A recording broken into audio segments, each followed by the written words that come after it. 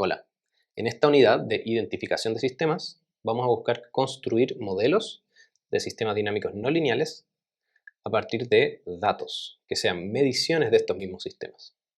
Y la técnica en la cual nos vamos a basar va a ser la regresión. Entonces voy a comenzar recapitulando en qué consiste un problema de regresión. El escenario es el siguiente. Tenemos una variable i que queremos predecir, la cual vamos a llamar variable dependiente. Y tenemos alguna razón para creer que podemos explicar el valor de esta variable ahora conociendo el valor de estas otras variables, θ1 hasta θ sub p. Entonces estos tetas van a ser las variables independientes, variables descriptivas o regresores, tienen varios nombres. Y por ejemplo puedo querer predecir el valor de las casas en Santiago y tengo datos de cuánto costaban algunas casas cuando se vendieron y por ejemplo algunas variables que creo que podrían explicar estos precios son los metros cuadrados de esas casas, el número de habitaciones, la ubicación, la orientación, etc. ¿Ya? Otro ejemplo podría ser querer predecir la probabilidad de contraer una patología, por ejemplo, la probabilidad de tener algún tipo de cáncer, y puedo pensar que quizás eso lo puedo explicar teniendo resultados de exámenes médicos, exámenes de sangre, o el peso del paciente, edad, etc. ¿Okay? Entonces voy a tener ejemplos de valores de i y los correspondientes valores de θ. Y va a ser mi hipótesis que existe una función que es capaz de entregarme los valores de i dados los valores de θ y es ciertos coeficientes que yo voy a buscar ajustar. ¿Okay? Entonces dentro de lo que es el Machine Learning, un problema de regresión es un problema de aprendizaje supervisado. ¿Por qué? Porque tengo ejemplos, tengo etiquetas de los valores de mi variable de salida dada la variable de entrada. ¿Okay? Y esta variable dependiente va a tomar valores continuos. Eso es muy importante. Es una variable que toma valores en los reales.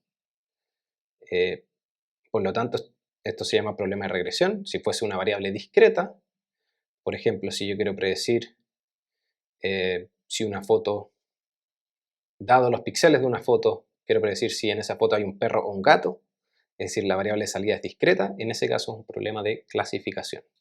Pero como la variable es continua y tengo ejemplos, es un problema de regresión. ¿Ok?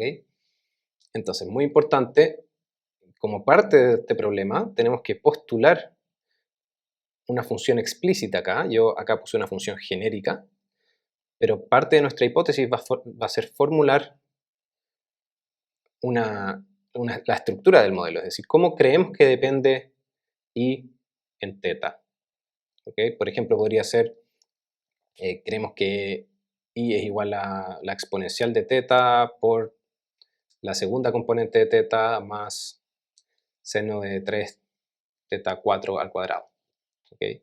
Y vamos a buscar los coeficientes que hacen que esta función se ajuste a mis ejemplos. ¿Okay? Entonces, una vez proponemos una estructura para el modelo, vamos a formular el problema de optimización de la siguiente forma. Vamos a tener en una primera parte de nuestra función de costos, vamos a tener la desviación de nuestras predicciones. Es decir, dado valores de estos coeficientes, estos chi, ¿qué es lo que nuestro modelo predice? Y vamos a medir entonces cuánto se desvía eso de nuestras observaciones. O sea, qué tan lejos están nuestras predicciones de nuestras observaciones. Esto es lo que mide este primer término en la función de costos que buscamos minimizar. Y este segundo término es lo que se conoce como regularización, que acá puse una función genérica, r de chi. Más adelante vamos a ver ejemplos concretos de qué es lo que podemos reemplazar por esta función genérica. Y acá en esta regularización es en donde podemos incorporar características que busquemos en nuestro modelo. Acá es donde ocurre la magia, en el fondo. Podemos penalizar en este problema de optimización características que no nos gustan del modelo.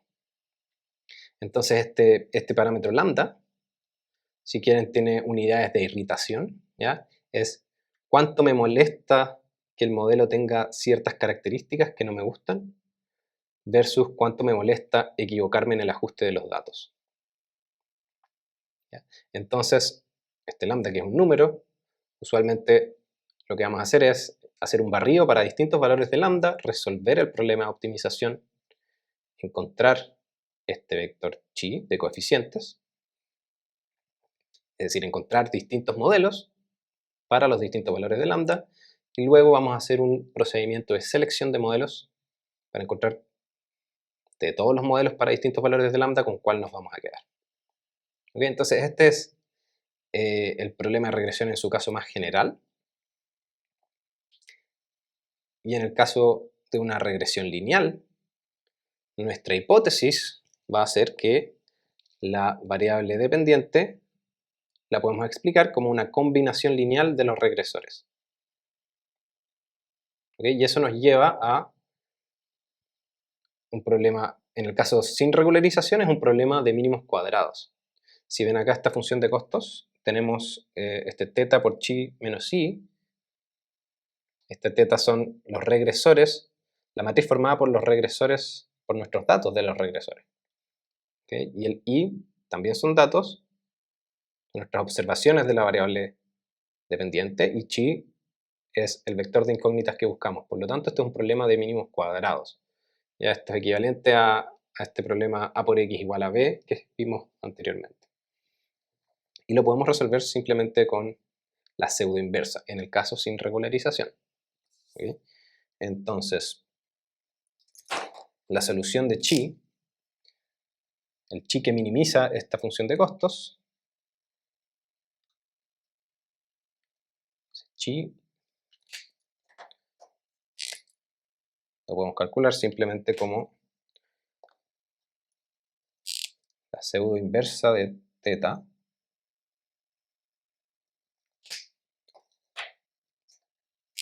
por i. ¿Okay? Así es como resolvemos este es un sistema de ecuaciones lineales. Usualmente vamos a estar en el caso sobredeterminado, por lo cual vamos a estar minimizando la desviación entre nuestra predicción y los datos. ¿Okay? Y podemos generalizar esto un paso más, yendo a lo que es una regresión multivariable, donde no solo buscamos predecir una variable, sino que podemos buscar predecir más de una variable de salida usando los mismos descriptores. Eso es muy importante. Acá estamos asumiendo que estas mismas variables independientes son capaces de explicar todas estas variables de salida. Y por ejemplo, quizás, además de predecir los precios de las casas, queremos predecir el color de las paredes de las casas. Y tenemos alguna razón para creer que las mismas variables que medimos nos sirven para predecir ambas variables. ¿Okay? Y en ese caso, el problema de mínimos cuadrados se transforma de la siguiente forma. Ya no tenemos un vector a este lado, sino que tenemos una matriz. Y ya no tenemos un vector de incógnitas que buscamos, sino una matriz. Pero en realidad, este mismo problema se puede resolver de manera independiente para cada una de las columnas. O sea, si yo tomo la primera columna de i, resuelvo el problema de mínimos cuadrados, voy a encontrar la primera columna de chi. Para la segunda columna de i, voy a encontrar la segunda columna de chi. Y así. Así sucesivamente, pero en realidad podría resolver el problema de una sola vez, también con la pseudoinversa, de esta forma. Entonces, puedo encontrar la matriz de coeficientes chi,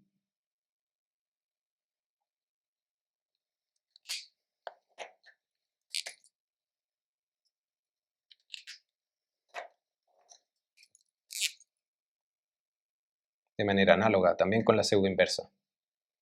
La pseudoinversa de teta, que es la matriz formada por las observaciones que tenemos para los regresores, pero acá estaríamos multiplicando este color, la matriz formada por ahora nuestra secuencia de distintas variables dependientes.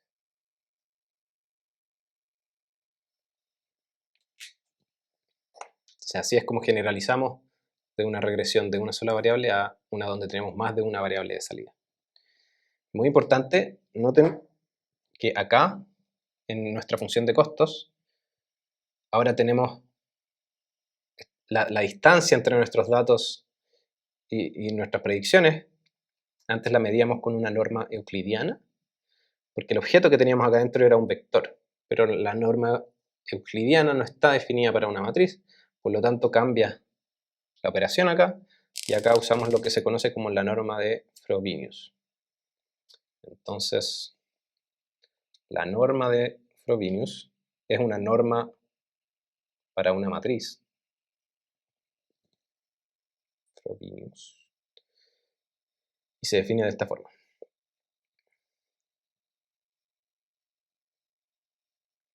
La norma de una matriz A, la norma de Frobenius de una matriz A, es simplemente la suma de todas las entradas al cuadrado. Y luego tomamos la raíz cuadrada. En otras palabras, es equivalente a tomar la norma euclidiana de cada una de las columnas de A y luego sumar esas normas. ¿Ok?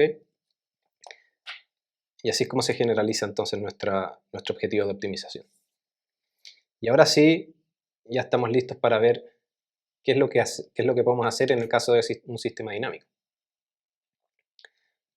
Para un sistema dinámico buscamos entonces un modelo de esta forma, donde queremos, dado una variable de estado, predecir su tasa de cambio. ¿Ya? Queremos encontrar x punto en función de x. Entonces podemos tener observaciones de las distintas variables de estado de un sistema dinámico y su evolución temporal. Podemos tener series de tiempo, es decir, los valores de las variables de estado en distintos instantes de tiempo, y estos datos pueden venir de una trayectoria o de varias trayectorias. Y podemos tener también mediciones de las tasas de cambio de los x puntos. Podríamos, por ejemplo, si en un sistema los x puntos son aceleraciones, podríamos tener un acelerómetro. En ese caso medimos directamente las tasas de cambio. Pero si solo tenemos acceso a mediciones de las variables de estado, podemos estimar las tasas de cambio usando diferencias finitas a partir de esta serie de tiempo. O alguna otra técnica, ¿ya? Pero podemos estimar estas derivadas a partir de estos datos. Por lo tanto, tenemos datos para la tasa de cambio, tenemos datos para las variables de estado, y vamos a construir regresores. ¿Sí? ¿Qué es lo que creemos que nos sirve para predecir las tasas de cambio? Bueno, funciones no lineales de las variables de estado. Entonces, en otras palabras, nuestra hipótesis va a ser que esta función, que es lo que realmente va en el lado derecho de la ecuación que gobierna la dinámica del sistema, en realidad es una combinación de funciones no lineales de x. Es una combinación lineal de funciones no lineales. Por ejemplo, f de x puede ser 5x1 más 3x2 al cuadrado más 4 seno de x3. Esa es una combinación lineal de funciones no lineales. Y eso es parte de mi hipótesis. Y eso me permite formular este problema como un problema de regresión lineal.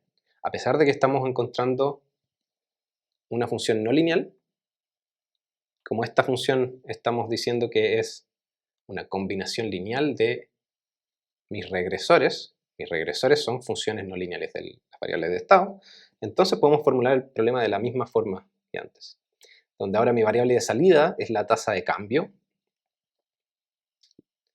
los x puntos, y mi matriz de regresores contiene funciones no lineales de las distintas variables de estado.